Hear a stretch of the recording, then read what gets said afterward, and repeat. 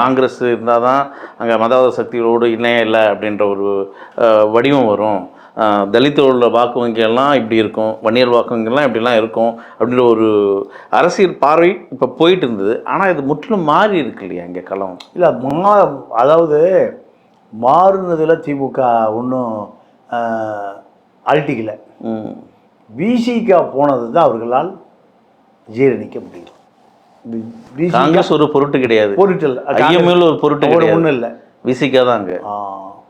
இந்த தலித்து முகம்தான் விஜய்க்கு இப்போ இன்னைக்கு இந்த இவ்வளோ பெரிய அதிகாரத்தை கொடுத்துருக்கு.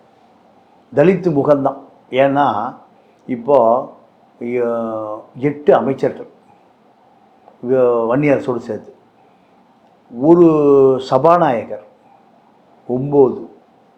9 தலித்து அமைச்சர்கள், அதாவது துணை சபாநாயகரோடு சேர்த்து 75 ஆண்டு கால திராவிட இயக்க வரலாற்றில் இத்தனை பேர் இருந்தது கிடையாது. இத்தனை பேர் அமைச்சர்கள் கிடையாது. இப்போ என்ன மறுபடியும் விஜய் சொல்கிறாருன்னா, 1/3 மாவட்ட செயலாளர்கள் வட மாவட்டங்களில் தலித்து கொடுத்தோம்.